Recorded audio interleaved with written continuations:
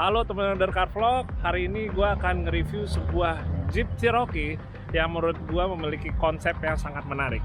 Jeep Cherokee ini atau Jeep XJ ini sebenarnya adalah salah satu varian Jeep yang sangat populer di Indonesia. Seperti misalnya ada CJ, ada YJ ya, atau Wrangler generasi pertama, terus ada XJ, TJ, dan lain-lain.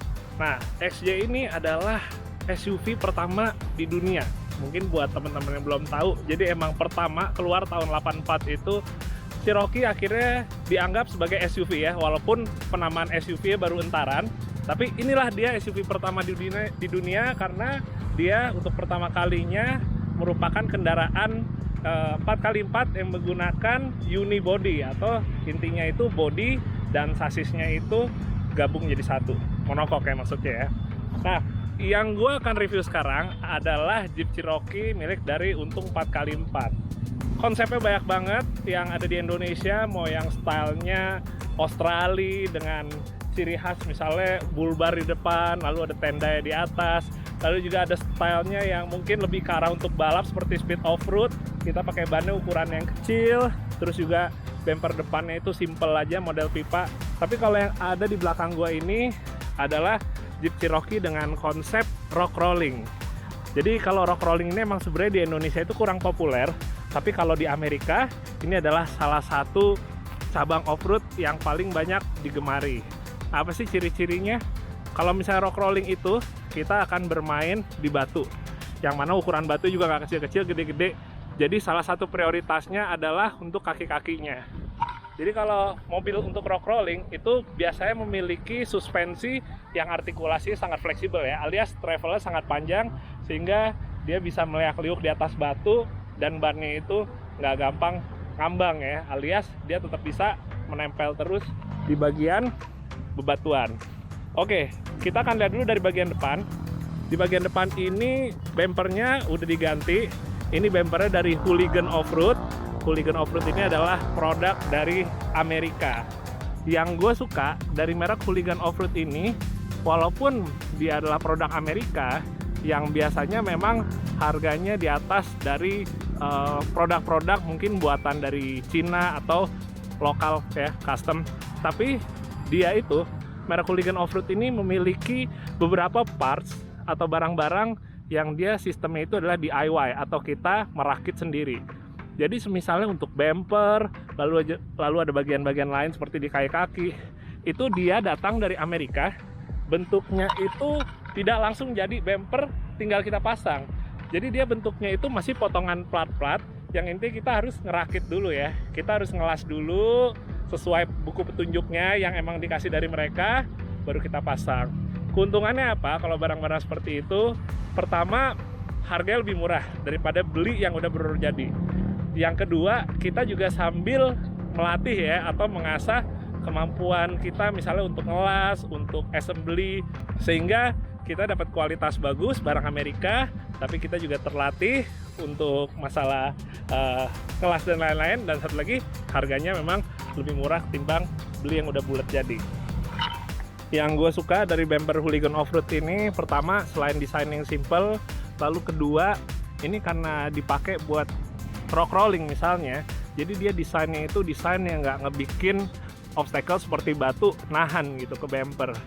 Dia modelnya seperti misalnya contohnya untuk bagian bawahnya itu mengarah ke dalam, jadi dia otomatis kalau misalnya ada batu gede, dia intinya kayak nge-slide ya, ngegeser ke bawah menuju ke ban. Terus posisi untuk misalnya ini, untuk sakelnya, dia posisinya lumayan unik, adanya di atas ya, biasanya kan ada di bawah sini. Kalau kekurangannya yang di bawah sini, dia kalau mentok ke batu nanti malah bisa jadi nahan. Jadi dia posisi untuk bracket sakelnya itu ada di bagian atas.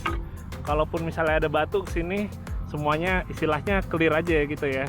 Dan posisi dia nggak gampang kehajar batu karena tinggi di bagian yang atas sini. Selain itu penempatan windsnya dia juga ke dalam, jadi otomatis bumper tuh nggak terlalu tonggos ya. Kalau kita lihat dari samping, bumper tuh dia tetap ramping, karena kalau misalnya kita mau main batu atau mungkin juga kalau adventure di hutan, kita ketemu ceruk V gitu ya, yang model dinding tanah yang udah terjal, itu dia akan ngeganggu kalau bumpernya terlalu panjang. Jadi ini kenapa bumper-bumper zaman sekarang itu desainnya lebih tipis. Dan untuk windsnya sendiri ini pakai Smithybilt ya, winds Amerika tipenya yang X2O. Dia salah satu kelebihannya kalau nggak salah tuh bisa wireless modelnya untuk remote-nya. Untuk lampunya sendiri, headlight-nya ini pakai lampu dari Procom. Dia udah modelnya ngebikin XJ ini kelihatan lebih seger ya, lebih modern lagi. Oke, sebelum ke bagian kaki, kita akan coba muterin bodinya dulu. Ini untuk over fendernya juga udah diganti.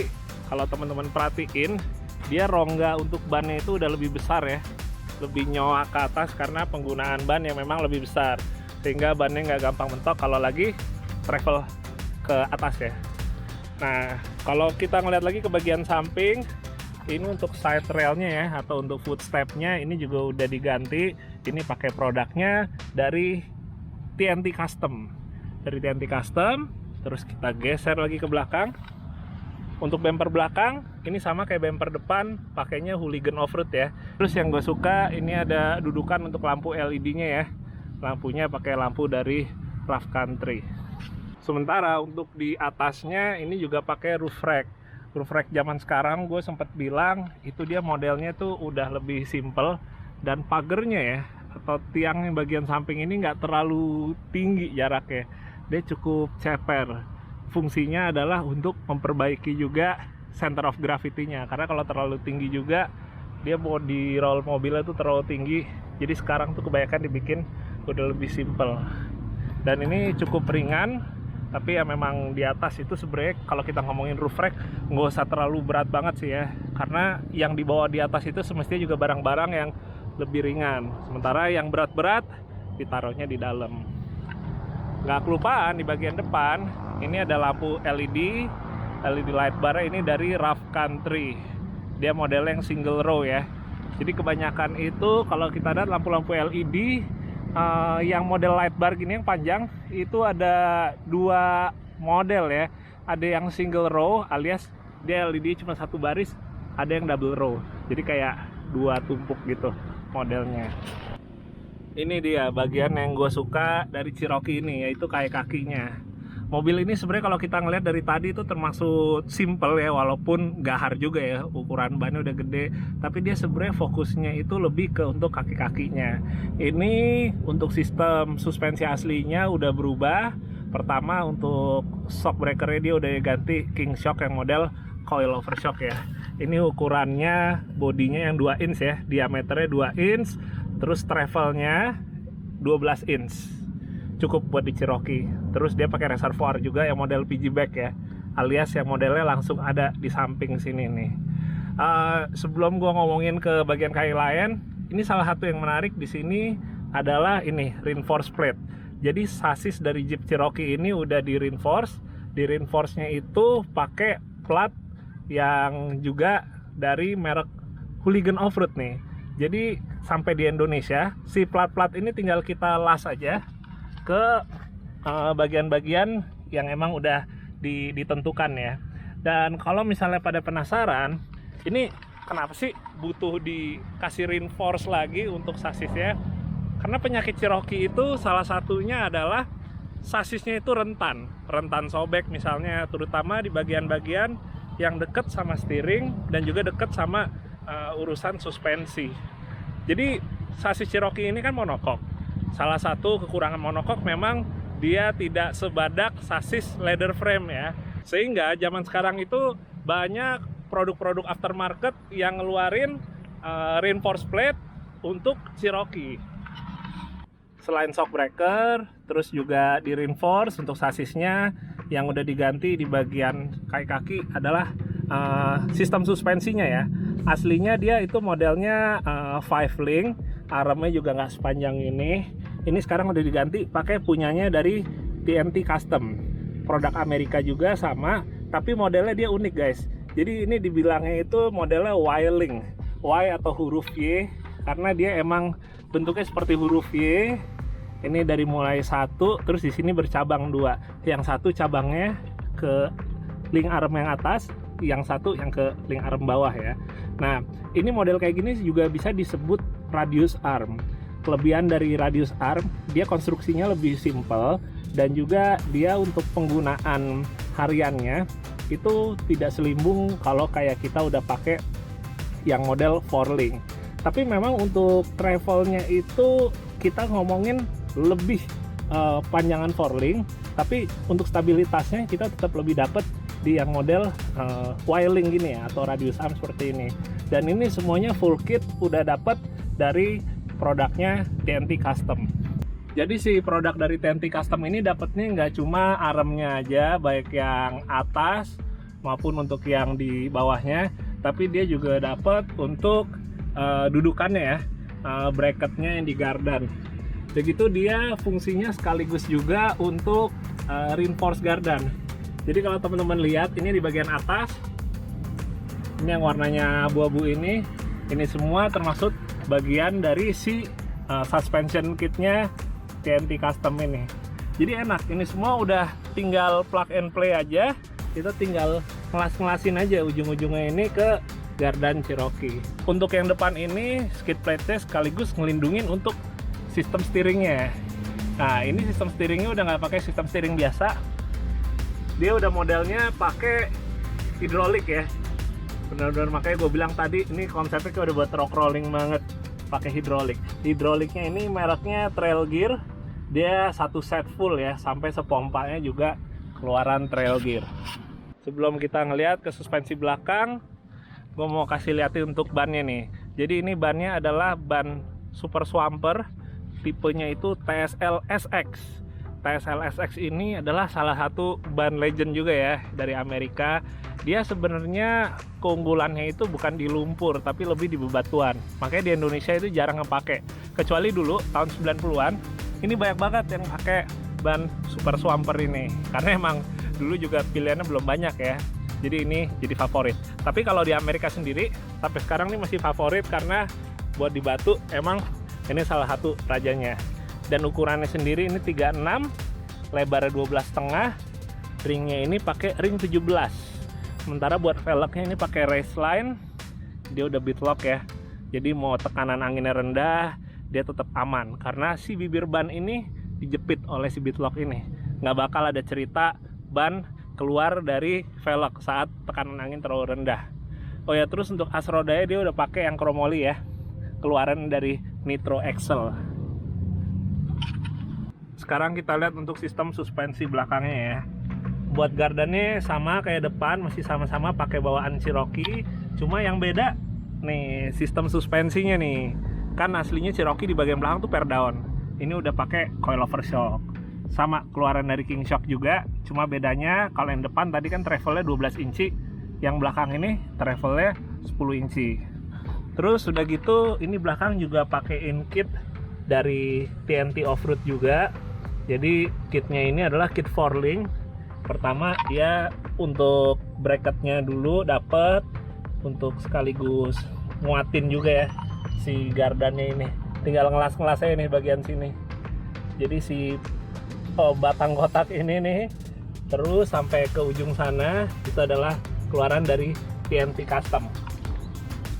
Oh ya, sementara untuk final gearnya ini pakai yang 4:88 ya rasionya, keluaran dari Yukon Gear. Ini dia bagian link armnya, ini link arm yang bawah, terus yang bagian atas, nah itu dia. Kelihatan nggak sih agak ketutup dikit. Jadi link armnya dia intinya sistemnya udah model 4-link ya, model 4-link. Begitu dia full set dari TNT Custom. Kita tinggal plug and play aja, tinggal pasang aja. Buat bagian dalamnya ternyata masih standar aja semuanya. Jadi emang konsepnya ini mobil bukan buat kompetisi, jadi diusahain dalamnya tetap nyaman. Tapi tetap faktor safety-nya nggak dilupain. Jadi untuk roll bar-nya ya, atau roll cage-nya ini tetap dipasangin di sini. Dan jumlahnya itu 8 titik. Jadi 2 depan, 2 yang samping pilar B, 2 lagi di pilar C, sama yang paling ujung dekat bagasi itu udah 2 pilar lagi. Jadi ini 8 titik untuk roll bar-nya. Jadi walaupun standar, untuk safety-nya insya Allah tetap terjaga. Sementara buat mesinnya ini semua tetap masih standarnya Cherokee.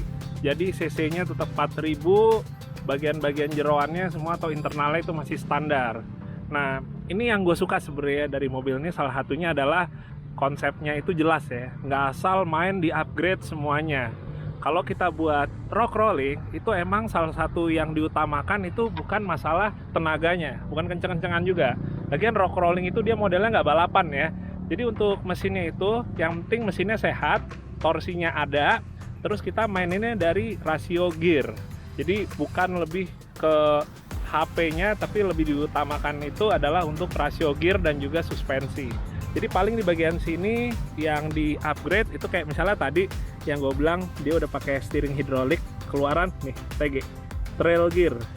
Ini buat filter olinya, ini buat penampungan olinya, oli power steeringnya ada di sini ya. Terus ini pompa atau kompresornya ARB, karena Cherokee ini dia udah pakai locker ARB ya, depan belakang. Jadi kompresornya ada di sini. Terus yang gue lihat lagi paling, di bagian depan ini ada oil coolernya untuk steering hidrolik. Jadi kalau kita pakai steering hidrolik itu salah satu rekomendasinya itu harus tambahkan oil cooler ya, karena steering hidrolik itu dia kerjanya sangat berat, sangat kerja keras. Jadi ini salah satu barang wajibnya ya, pendinginan untuk oli power steering. Lalu selain itu paling yang udah di-upgrade di sini itu untuk master remnya ya. Jadi untuk master remnya ini udah pakai CPP, karena master remnya udah diganti.